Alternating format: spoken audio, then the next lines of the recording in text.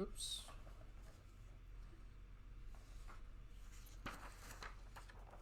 All right, 7 o'clock.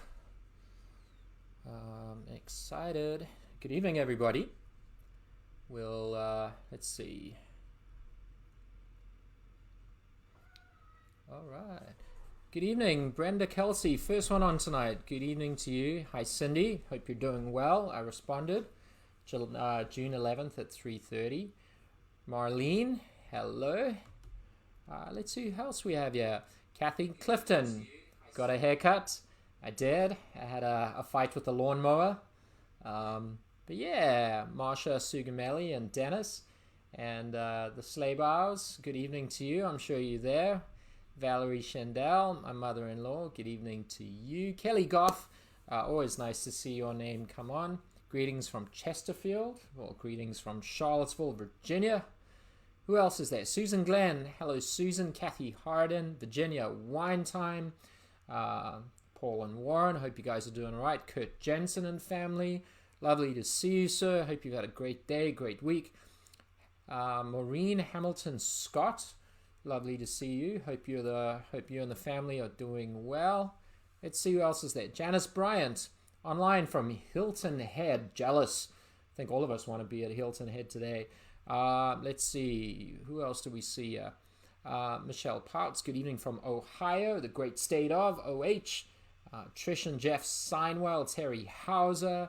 Let me see. Mary. Good evening. Lynn Pantos from Louisa. Oh my word, I'll be here for 2 hours just saying hello to everyone. Welcome, welcome, welcome. So exciting to have you. Let's give it another minute. Jess Nelson, the haircut looks sharp. Thanks to my gorgeous wife who took me to town with the hair clippers. I think it turned out all right. Catherine Smith, happy Tuesday. Happy any day right now, right? Happy to be healthy and happy and absolutely. Nancy Bauer, good evening to you. Jenna Morrison, David and I are excited for the Touriga. I'm excited to be pouring it for you. Let's see, Beth Smith from Richmond. Adam Rockhill, hello again. My Lord, lots of people. Kevin Norfleet, Kevin and Drew from Pennsylvania. Leslie Fleming, Scharfenmeyers, Lanny White, nice haircut. Thank you, sir. It looks good. Wine of the evening is decanted, says Drew. Absolutely. Mine has been decanting for about 3 hours, so I hope you're doing the same. All right, let's give it another minute and then we'll get started if that's okay with everybody. Thomas Beda, good evening. Who else? Deborah Lassard, Joan, Dave, and Debia. It's good to Marianne Clemente from Michigan. Hope Drennan's doing well. Alison Mendenhall. Wow, what an incredible group of people. So excited. Rob Haller. Still in shock from seeing you resort to liquor the other evening. It was really the only thing that helped me that night or that morning.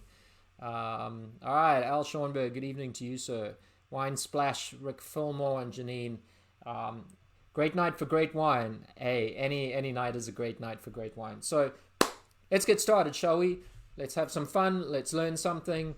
Let's forget about the world for 45 minutes to an hour. We have a lot to talk about, a lot to cover. We have a special guest coming on in 30 minutes. I'm so excited to introduce this guest to you. You might know it well, but we're going to keep you just hanging for a little bit. Special guest, 30 minutes. But let's first and foremost begin by wishing everyone, hope you've had a wonderful week. Hope you've had a wonderful weekend. Hope you're staying safe. And want to bring you up to speed on what's been happening at Keswick Vineyards.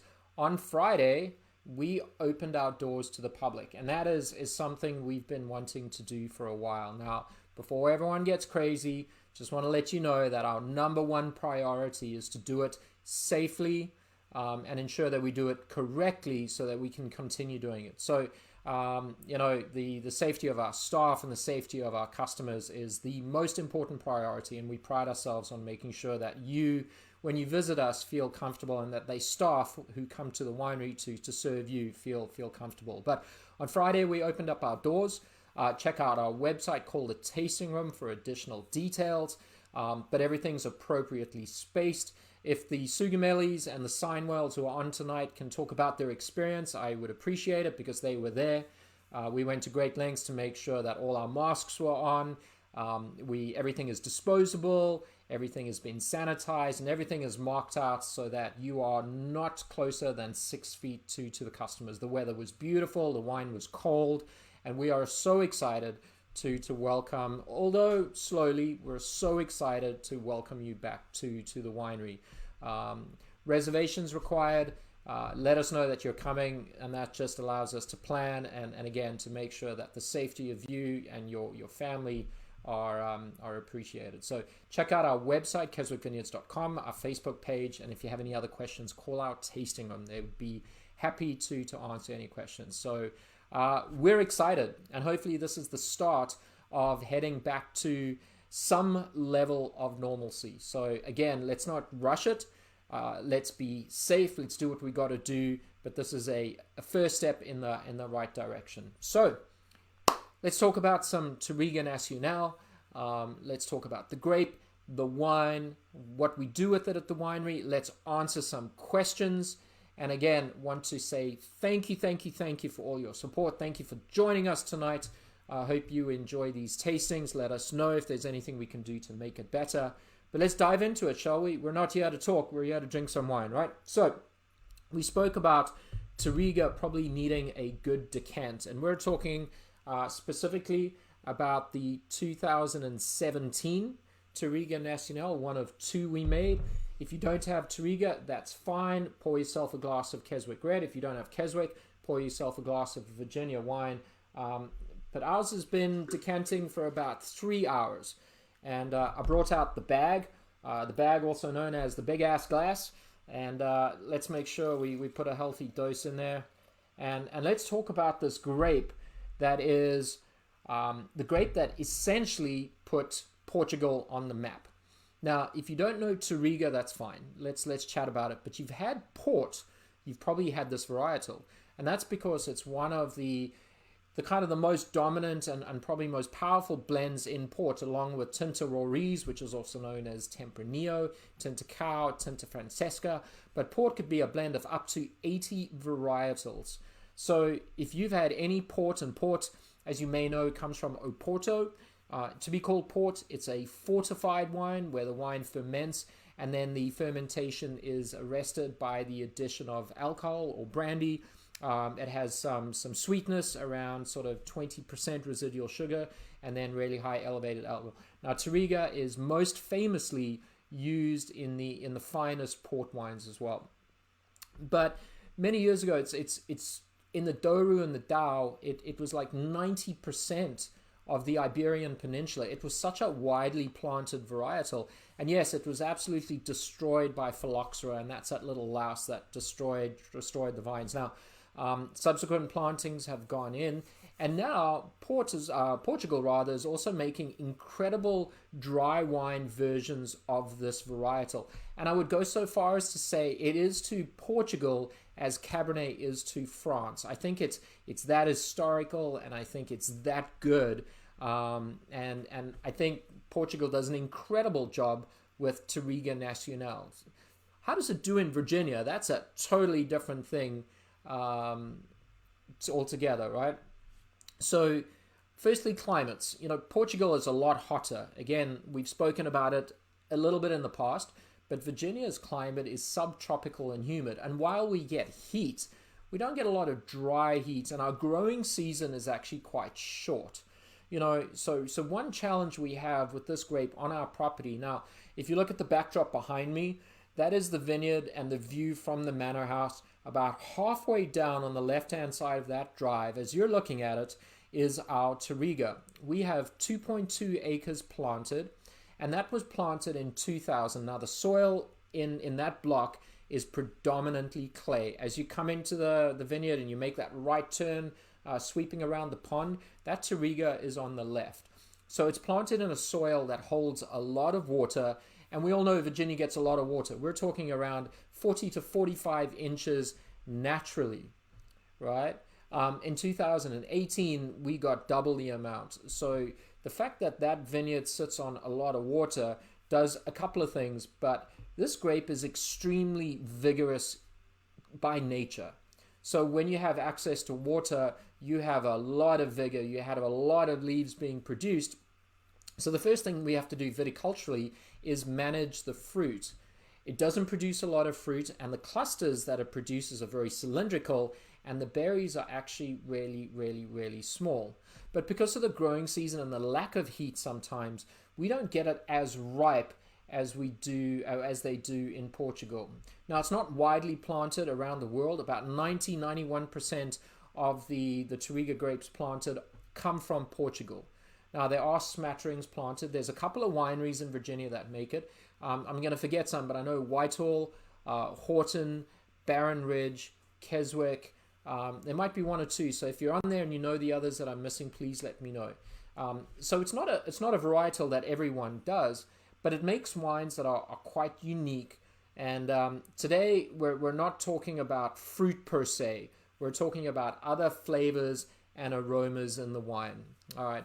So stick it in a glass. Again, what I choose with reds is to go with a bigger glass, exposure to oxygen a little bit, but it has been decanted, and I think Touriga really deserves with exposure to air. And if you can give it half an hour, or hour and a half, anything you can do, is good for it, because the nose initially is quite earthy. The three things I always think about with Touriga. It's got beautiful color, as you can see. Let me hold it up against my background. It's got beautiful color. It's got a lot of tannin. It's got a lot of acidity. But the nose itself is really, the French say sort of garrigue. You're not talking about pure, savory, and fruit-forward sort of components. So again, let's do the old swirly swirl. And remember, it's about volatilizing esters.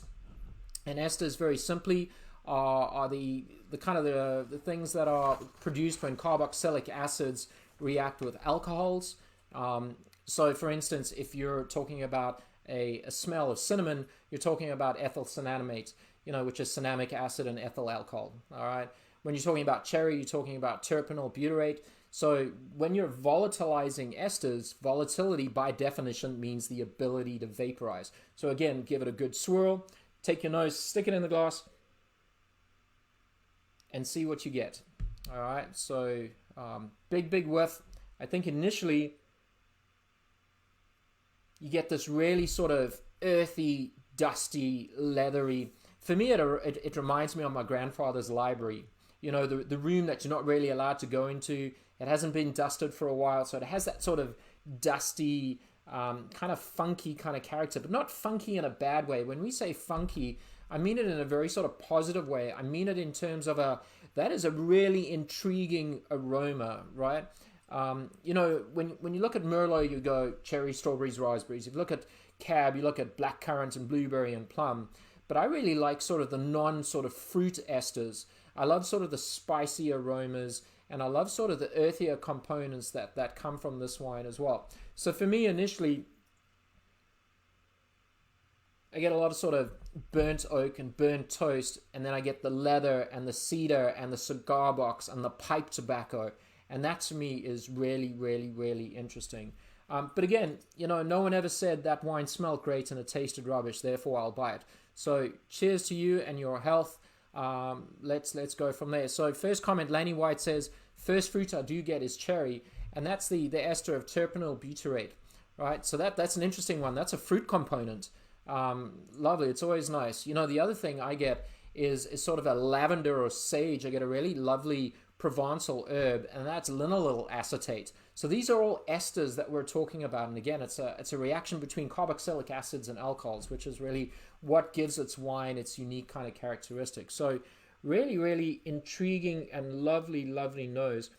Blindly, we said like Cabernet to France, to Touriga to Portugal. You would almost think that there might be some sort of Bordeaux characteristics in this as well because of that sort of earthiness, that left bank kind of style. perhaps a little sort of black tea as well. But it's really really interesting. Again, but let's taste it. You know, that's the fun part about wine. Let's taste it. Let's slurp it. Let's really get in there and dive into it and see what you think. So to all of you out there, cheers. God bless you and your family. Stay safe. Stay well. So here we go. Down the hatch.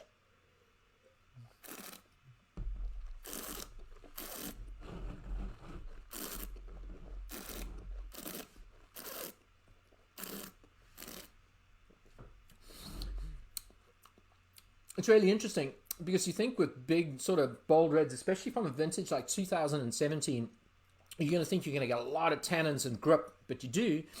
But you really get this lovely core of acidity in the front. So let's try it again, because the first sip, you know, is really affected by what you ate and what you drank prior to it as well. But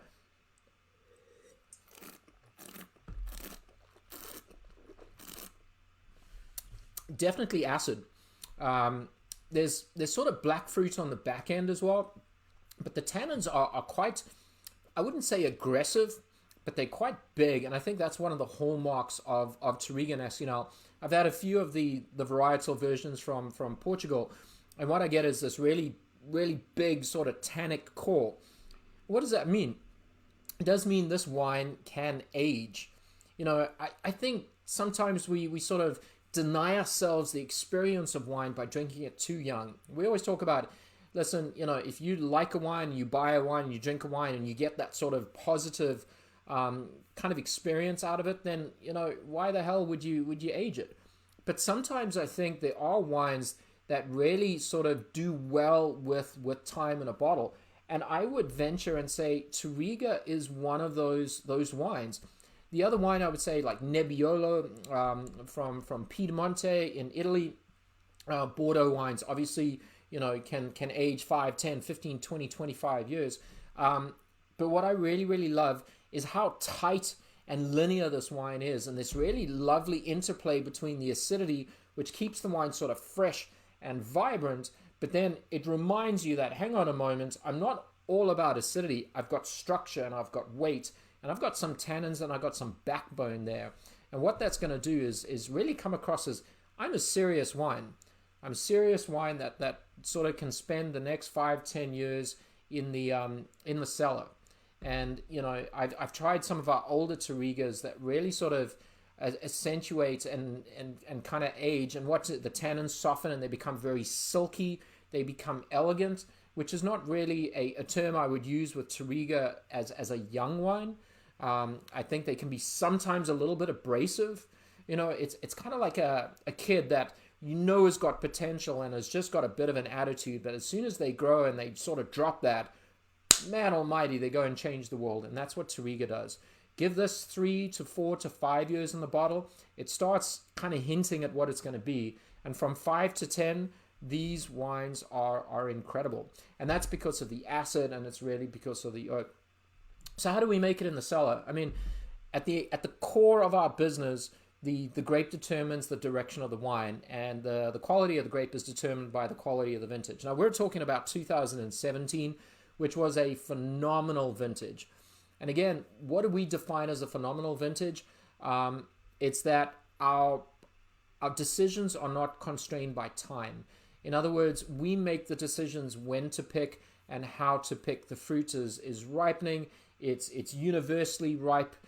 There's no damage. There's no rot, because we do deal with rot. We do deal with bird damage, and we do deal with sort of fruit flies. And generally the vector for anything negative in a winery, Brettanomyces, which is a spoilage yeast that can make wines taste like barnyardy and bretty, vectors, fruit flies. You know, acetic acid bacteria, which makes wines volatile, and vinegar, fruit flies. So yeah, we take great care in the vineyard to number one, minimize the vigor of the vine. Again, it's not a heavy producer, so we're not worried about overcropping. We're trying to get it as ripe as possible. But more importantly, we're trying to pick the fruit, you know, with the integrity. You know, we don't want the grape broken. We don't want it to have botrytis. We don't want to be bird pecked. You know, and when we pick it, we take it off to the cold room. We crush it and destem it really, really gently. We try and get whole berries into the fermenter. Now, this wine is fermented with the addition of commercial yeast. We do a lot of natural fermentation. When we've done sort of uninoculated fermentation with Touriga, we tend to kind of amplify a little bit of that sort of barnyard kind of character. Now, again, when I say barnyard, don't always think negative, I hate it. A lot of French wines have that slight kind of barnyardy character, and that could be a Brett kind of character.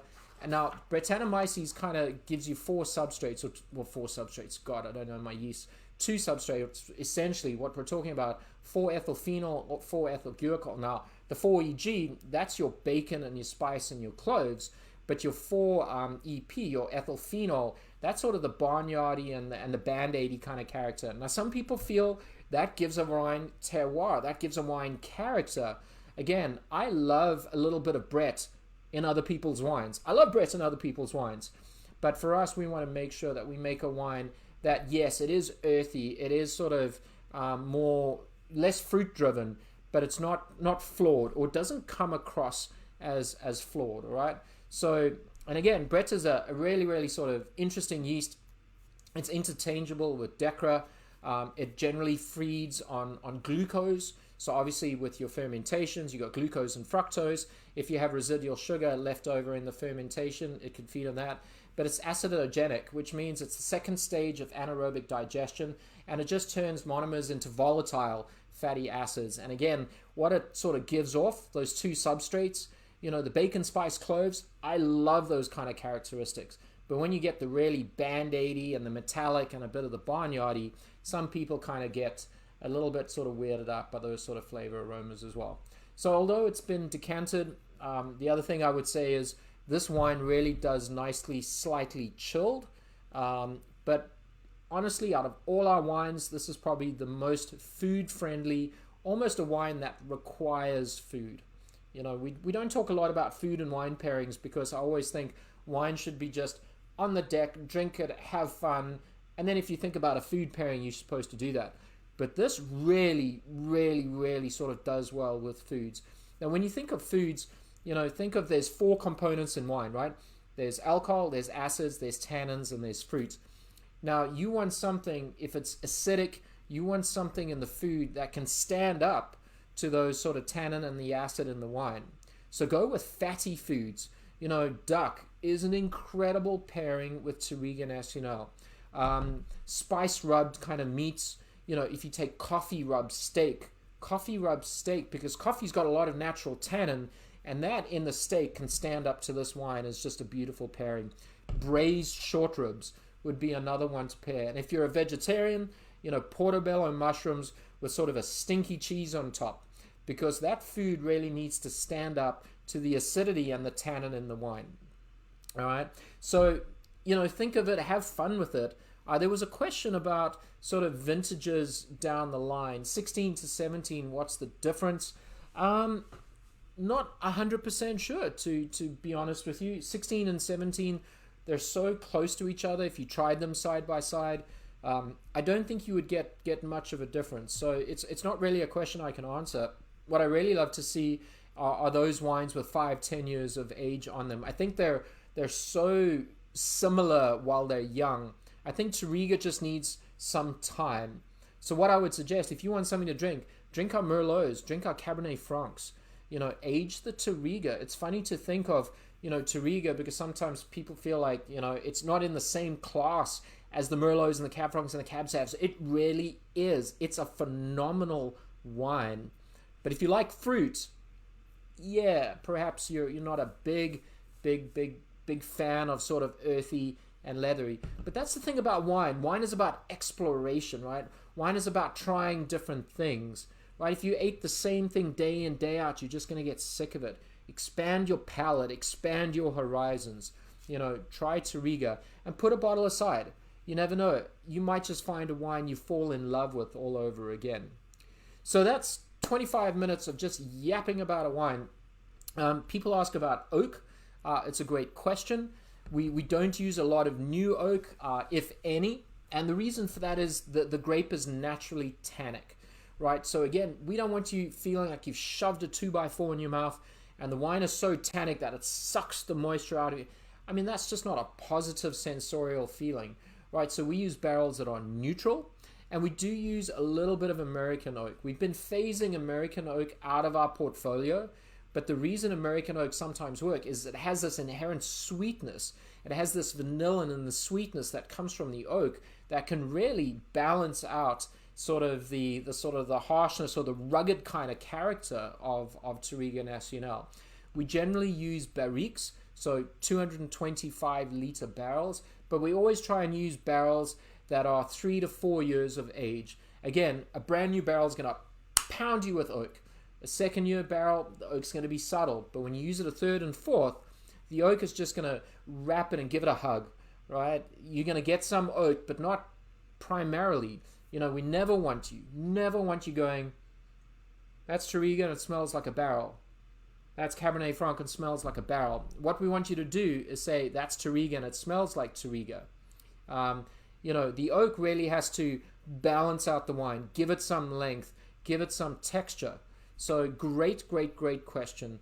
You know, but it's generally French, generally older, and we sometimes use American oak. Now in 2018, we didn't make Touriga, and again, we treat Touriga as we do any other varietal, and that's with the greatest of care, and we put as much work as we can into that.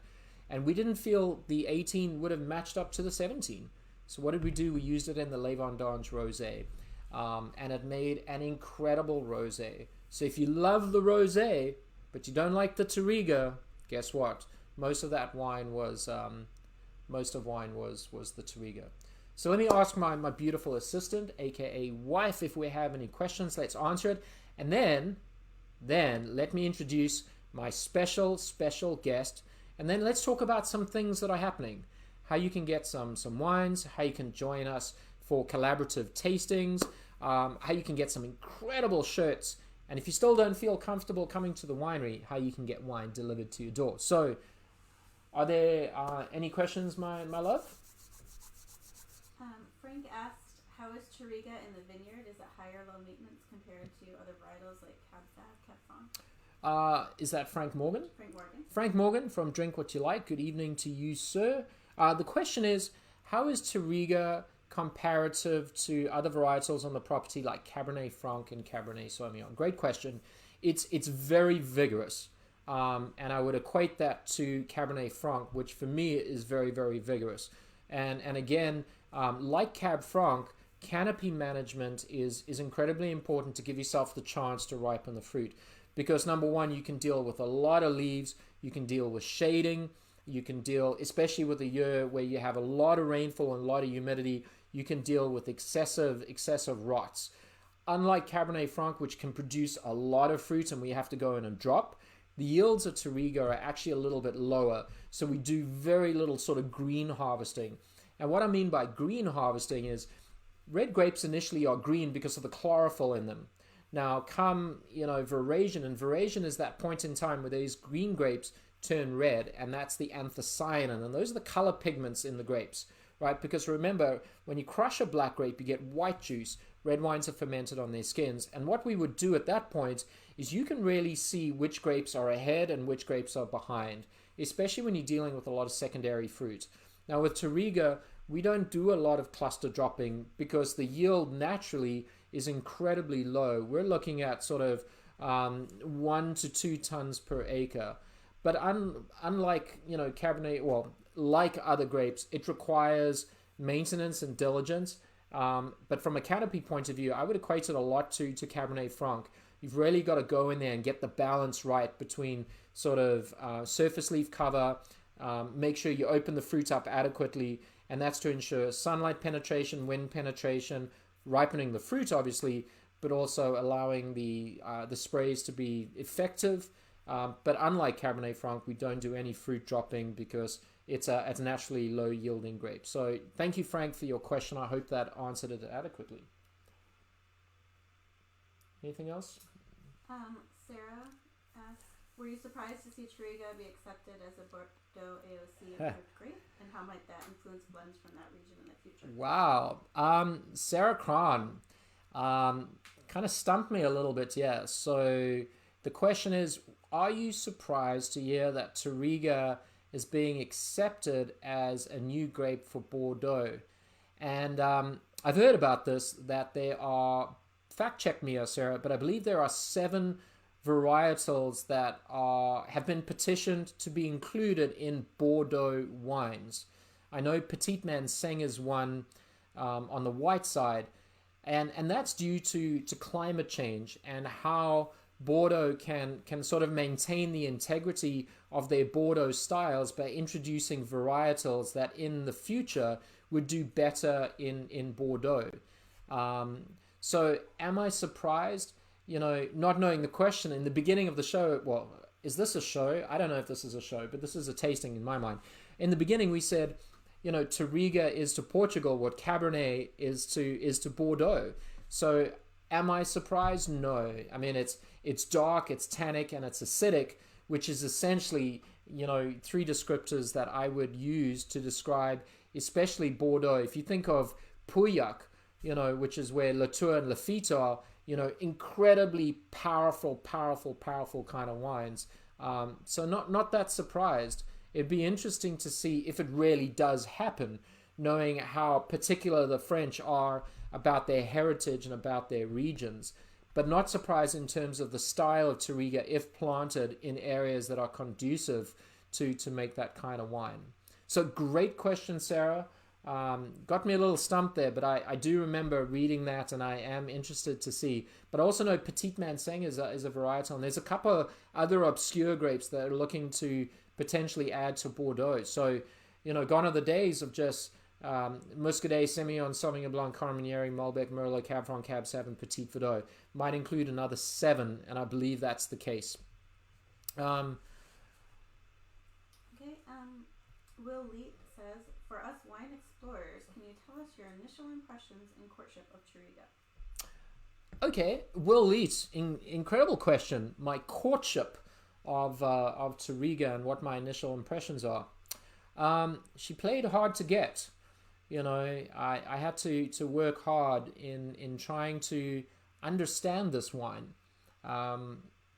Essentially, I'd never worked with Touriga Nacional, and I think, like all winemakers, it takes a certain amount of time to, number one, get to know your vineyard. You're looking at the macroclimate, and then you're looking at the mesoclimate, but then you're looking at the microclimate. It takes time to learn the vineyard, and you have to go through, I think, moderate years, you have to go through good years, you have to go through weak years. Great years give you the opportunity to make great wines. Weak years probably teach you more about your vineyard than anything else. It's a great question, because maybe what I can do is segue to our special guest. So one more taste, and then if I may introduce something or someone that I think you're going to love. So the business of wine is fluid. We don't know everything there is to know about wine. Every year we learn, and every year we realize that we know very little about it. And we've looked at Touriga and say, how can we make the best expression of Touriga possible? At the end of the day, Virginia wineries and my colleagues, we want to make world-class wines. We want to make world-class wines. So in my mind, Touriga needs to be something else. So let me put it this way. This 2017 Touriga arguably is the last vintage of the red wine that we will ever produce. Because in 2018 we didn't. But let me introduce you to our special guest, and that is our 2019 100% Estate Reserve Touriga Rosé. 100% Rosé. So ladies and gentlemen, filtered today, being bottled May 29th. You can't really see the color. This is an incredible wine, and I'm so excited to share this with you soon. And we'll talk about how you can get this wine tonight. But Will, to your question, I think Touriga will make a better rosé than it does a red. I think if you have 100 people try the Touriga, look, you're going to get 50 people loving it and 50 people being indifferent. If I give this rosé to 100 people, 95 people are going to love it. Why does it work as a rosé?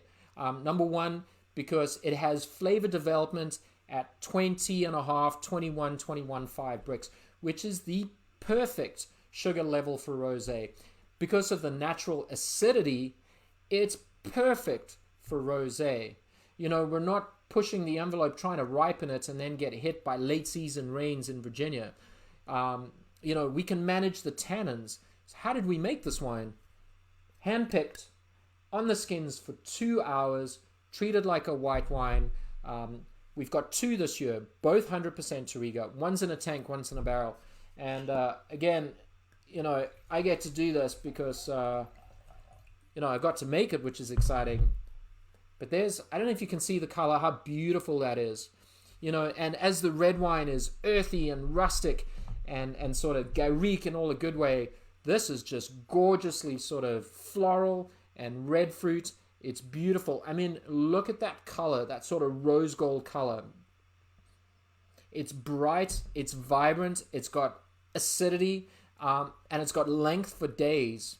So we are excited to announce that the rosé, which is 100% Touriga, will be bottled May 29th. And as a winemaker, I really, really feel that Touriga might make the best rosé that we possibly can make. We've used it before in the past, but I really, really, really think this is the way forward for this varietal. So cheers to you. I wish you could try this, but you're going to get it soon. And if you, we'll talk about how you can possibly get it tonight. Yeah, absolutely, absolutely love it. So again, it's just about, you know, learning, making decisions, and trying different things. And I really am. I'm so enthusiastic about Touriga as a varietal. So back to your question, well, you know, Touriga was planted when I got here, and I had to learn, and it took me a long time to learn. But I've always felt that it makes an incredible rosé, and yeah, I think it does. You know, again, so excited, and this makes me fall in love with Touriga. It's one of my favorite varietals in terms of a Touriga or a rosé application. So thank you. Trish Seinwell asked, what's the expected production volume of the Touriga rosé? It's a great question. Thank you, Trish, for your question.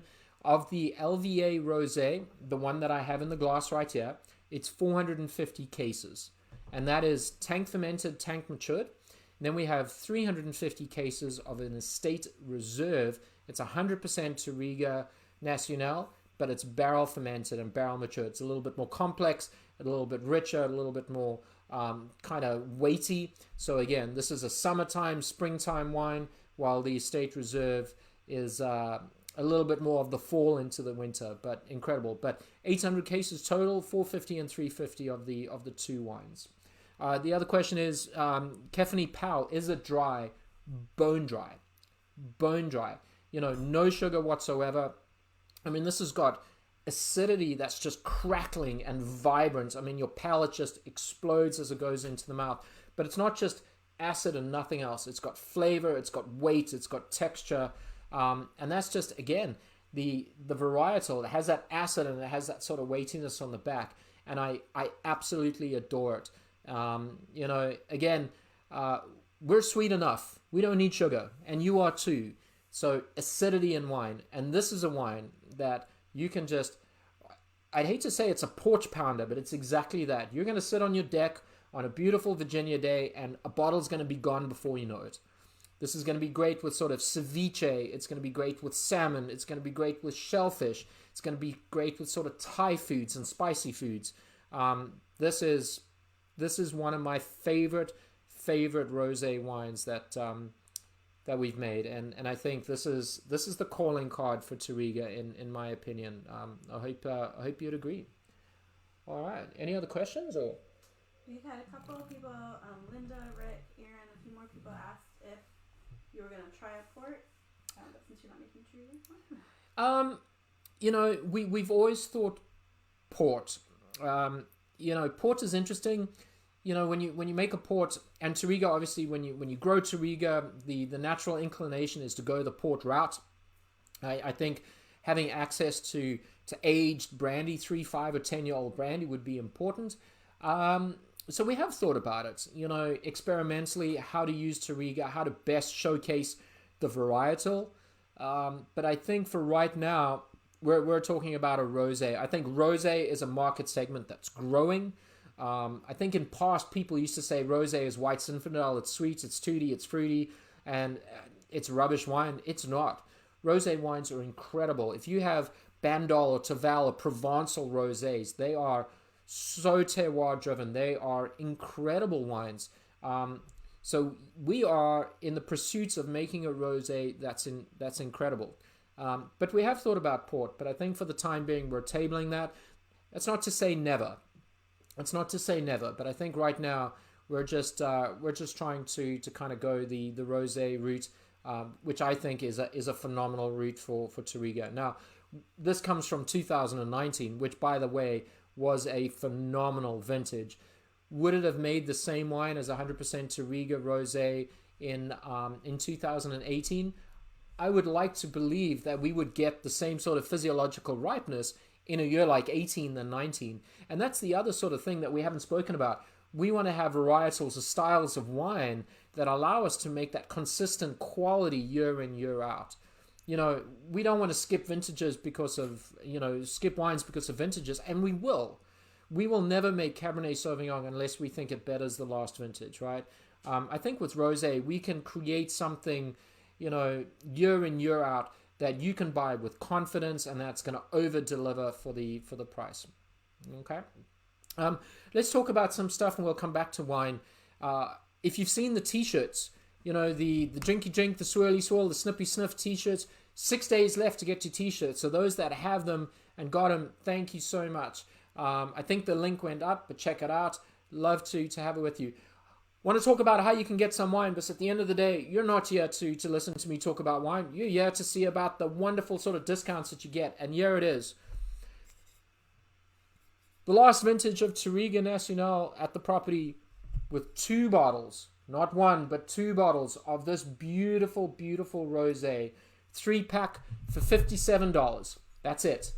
Shipped directly to you wherever we are able to. Now remember, we only bottle this wine May 29th, so it'll be available for shipping the day after. It goes under screw cap, it's under our Les Vendanges kind of label, but Touriga 2017 plus 2 bottles of our new 2019 Les Vendanges Rosé, shipped free to your door for an incredible discount of $57.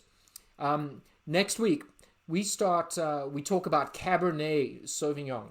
Cabernet Sauvignon, okay, now we're getting into our wheelhouse. Our 2016 is incredible. We have limited, I mean probably like 5 cases left of this Cab Sav. So get it if you can. Make sure you kind of have it with me. And then we're going to kind of announce the next bundle for June. If you're with me and you still want us to do this, we have 4 more wines we can chat about with June. Don't forget about wine and food delivery and wine into your neighborhood. Again, I get that some people are a little bit hesitant to come to the winery right now. Firstly, we're going to do everything we can to make sure that you feel safe and sound. But if you can't come to us, we'll bring the wines to you. Check out our website, check out our Facebook for when we're delivering in your neighborhood, and one of our incredible staff will come and bring it to you as well. And then on Thursday, I am super excited to taste our Chardonnay along with Maya Hood, who's the associate winemaker of Early Mountain Vineyards. And they're going to be pouring their 2018 Madison Chardonnay. She's an incredible winemaker. Early Mountain has done incredible things I'm excited to learn from her and pick her brain and take some notes. We're going to be streaming it through Zoom onto Facebook. So that is Thursday at 7 o'clock. If you have some time to kind of put aside, grab our 2019 Chardonnay, which is just incredible. And I know I'm just repeating myself, and that's just because I'm so passionate about the 19 vintage wines. They are worth getting, they're worth drinking, they're worth cellaring. I think that covers everything. We are, again, open to the public by reservation Friday, Saturday, and Sunday. We would love to see you. We are doing everything we can to make sure that your visit is safe. And God, hopefully this is the first sort of step in the right direction. What else can we chat about? It's been a great week. You know, we didn't have frost this weekend. You know, we're going to make 25 bottles of Cabernet Sauvignon, but it's going to be the best 25 bottles of Cab Sav that we make. This Touriga, as it sits and sits and sits, is phenomenal. I love the fact that not all our wines are just the exact same. You know, they're not all sort of fruit, and age-worthy.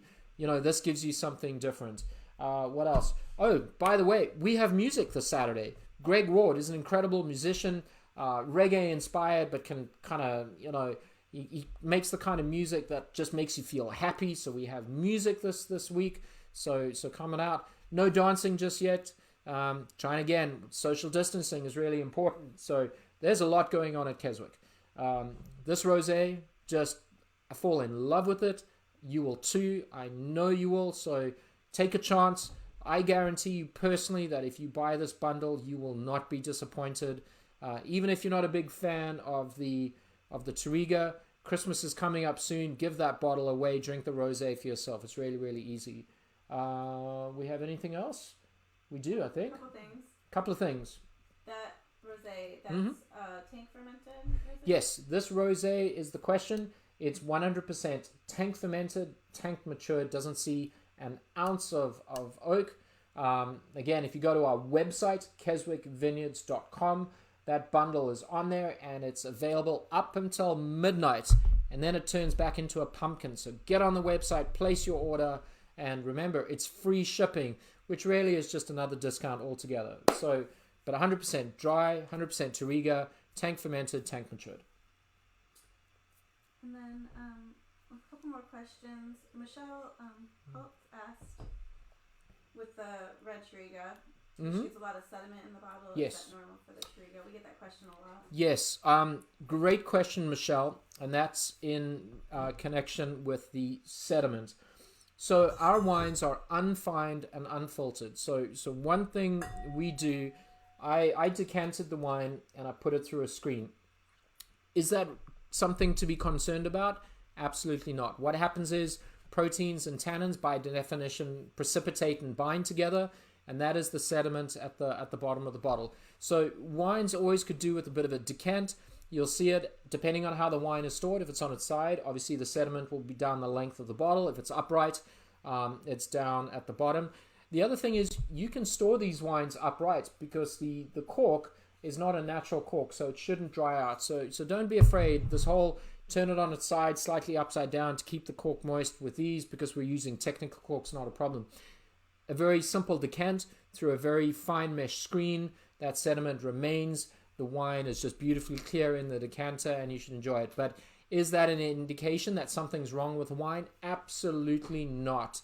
It's absolutely normal, and it's just, you know, it's our way of being minimalist or non-interventionist. We could filter the wine. And when you filter the wine, you're filtering out essentially colloids, but you're filtering out of the sediment. But we also feel that sometimes we filter the character out of the wine. And at the end of the day, wine has got to be intellectual, it's got to be passionate, it's got to be emotional. Wine has to make you feel something. But I get it, it's not for everyone. Simple decant, but nothing to worry about. It's absolutely normal. But appreciate the question, Melissa. Thank you so much for that. We have a couple comparisons for you to make. Comparisons, okay. Ray Henley wants to know how Touriga compares to Tannat. Ooh, lordy. How does Touriga compare to Tannat? I would say that I know more about Touriga than I do Tannat. Tannat, it's actually a good one, because sometimes you got to know what you know, and sometimes you got to know what you don't. And let me be honest and say I know very little about Tannat. I know they can be big, tannic, dark, brooding wines. I would say probably a little bit more so than the Touriga, but I am not probably the right person to ask about Tannat. If you want to know about Tannat, Jake Bushing, Michael Shaps do an incredible job with it. Kirk Wiles of Paradise Springs. Sometimes you just got to know what you're good at, and sometimes what you're not. And I apologize, but I really can't answer that question about Tannat, just because I don't know much about it. And then then how do you think your Touriga Rosé compares to King Family Vineyards Crozet? Oh, come on. Who asked that Kevin question? Norfleet. Kevin Norfleet asked the question, how does our Touriga Rosé compare to the Crozet from King Family Vineyards? Hell, Kevin, appreciate that. They're different, but every bit as good. They're different. Theirs, I believe, is mostly Merlot. And as you know, we're big fans of Ellen and James and Stuart and Carrington. Even Matu, who I regard as one of the best winemakers in the state. They're both incredible rosés. But I think, they're a touch different, just because of the varietal. So hard to compare. I think you're comparing apples to peaches. They're both tropical or fruits to kind of eat, and they're just different. So they'll both provide immense pleasure, and I certainly can't in good faith say that ours is better than theirs or theirs is better than ours. Different, but just as good. I would like to think anyway. But love the King Family Vineyards, and thank you for that question, by the way, say I sarcastically. All right, cool. Yeah, but we're coming up to 7:51. I'm not sure who's still with us. I'm not sure who's still asleep, who's left, but let me again finish by saying thank you first and foremost. Thank you for all your support. Thank you for your well wishes. Thank you for reaching out. Thank you for giving up your time. Thank you for buying our wine. Thank you from our family, and our family is all of you. Our family is our family that owns the winery. It's our staff. It's my family, Kath and Aria. But you're part of our family. We want to treat you, and hopefully you do feel like we treat you as part of our family. You are our family, and we're in this together, and thank you so much for your support. Again, stay safe. Remember to tell people you love them. Take care of yourselves. We'll be here when you're ready to come out. We'll do everything we can to welcome you and make sure you get there. Drink Virginia wine. Drink Virginia cideries and beers. Buy local. Support local. I think there's a light at the end of the tunnel, and we're excited to kind of see. So, welcome and thanks again. Excited about next week. Our Cabernet Sauvignon 2016 is phenomenal. It's now really turning and showcasing the kind of wine that we always knew it would be. But I am so excited about this rosé. I can't imagine. I finished filtering it yesterday, and a couple of little tweaks, and it's going to be another wine that I think we can just be so sort of proud about. Let's see, what else is there? Rick Fillmore, gosh, and John Franklin and Susan Glenn, guys, and girls, obviously. We love all of you. We love doing this, and we appreciate it. And I'll tell you this, we're going to keep doing it. We've got a lot of wines to talk about. We got a lot of sort of things to chat about. Donna Goff, thank you again for you. Jenna Morrison, thank you again for another date night. Thank you for including me on date night. I sometimes feel like the spare wheel, but I appreciate it. Seth Nelson up in New York. Hope you're safe. Hope you guys are doing well. James Belitho, can't wait for the rosé. Neither can we. We can't wait for you to try it. What else is there to talk about? Go out into the world. Be the best you can be. Stay happy. Remember, we're blessed. Despite all the craziness of the world today, we're blessed. Because we're healthy. We got family that we love. We're drinking incredible wines. What are the June selections, Mr. Sugameli? We're busy finalizing that. But I know we have a Trevelyan Red in there, which is incredible. We have a Trevelyan White. We're trying to figure out the other two wines as well. So, hey, let's keep you in a little bit of suspense. But, we'll have a 4-pack ready for you next week. We'll announce that. And hopefully we will have some fun drinking some incredible Virginia Cabernet, something that we're very, very passionate about. So let's see if there is anything else before we sign off. Any other questions, or did we cover it all? I think we're good. So God bless everybody. Thank you so much. hang on, can't do this without a full glass of wine. They say conversation without wine is just called gossiping. So, see you next week. If you're not doing anything, I'll be here. You know, the only thing we love more than making it is sharing it, right? And Debbie Snyder. And Deb Snyder, every time I think of Touriga, I think of Greg. And every time I drive up there, you know, give him a bit of a pat on the sign. So to you and your family, God bless you. And I know how much he loved Touriga. And, you know, there's a lot of him in this wine, I think. Big and bold and tannic and the life of the party. He was amazing. And God bless you and your family as well.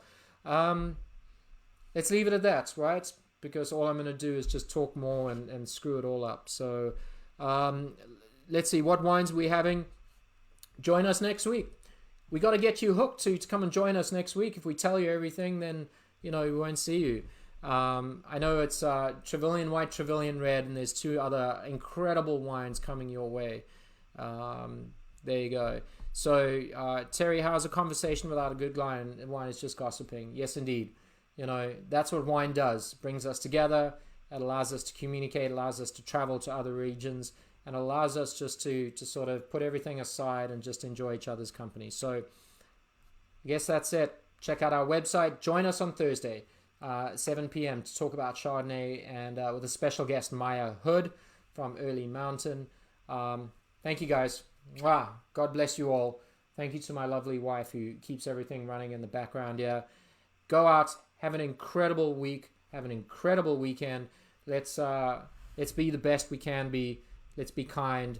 And I'll see you next week. All right. That's about it. So cheers. One last time. Big sip. Now I'm going to enjoy the wine.